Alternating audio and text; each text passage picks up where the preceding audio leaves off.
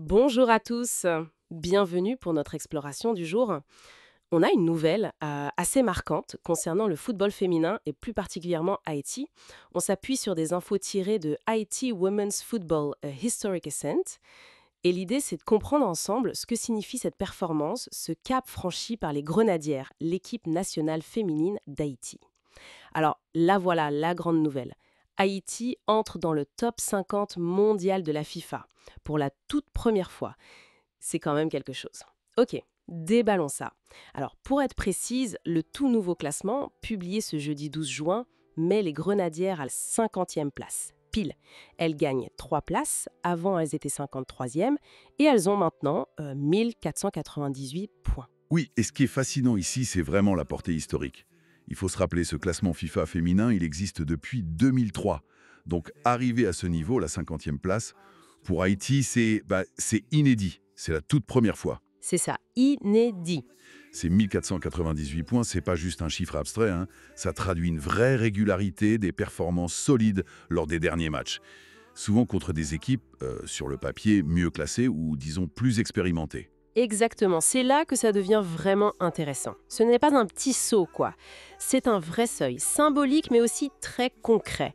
Et quand on pense un peu au parcours de cette équipe, on imagine les défis pour développer le sport en Haïti, notre source en parle d'ailleurs.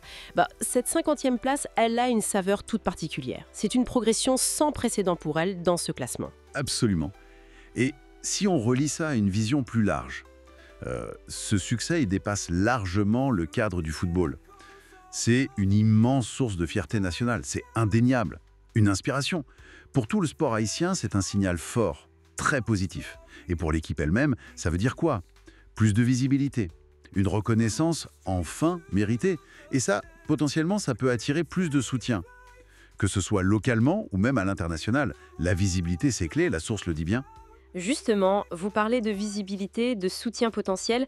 Est-ce que concrètement, ce classement, même s'il est symbolique, peut vraiment changer les choses? Pour l'équipe, pour le foot féminin là-bas, on sait que les ressources, c'est souvent le nerf de la guerre. C'est une excellente question. Alors oui, un bon classement FIFA, ça peut ouvrir des portes. C'est vrai. Ça peut, par exemple, influencer les tirages au sort pour les grandes compétitions, être plus favorable. Ça peut attirer l'œil de sponsors qui hésitaient peut-être. Ça peut même, on peut l'espérer, encourager les instances locales à investir plus dans les infrastructures, dans les programmes pour les jeunes filles. Mais attention, ce n'est pas magique, ce n'est pas automatique. Le classement, c'est une reconnaissance, c'est un outil, mais il faut derrière une vraie stratégie, des investissements pour que l'effet soit durable. Le chemin reste long pour se maintenir à ce niveau. Et pourquoi pas grimper encore?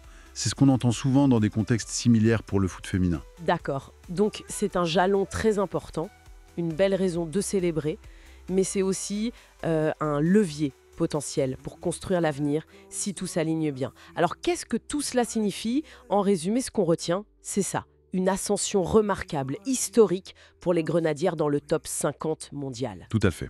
C'est le point clé. Et ça soulève une question importante, je trouve, pour finir. Une réflexion.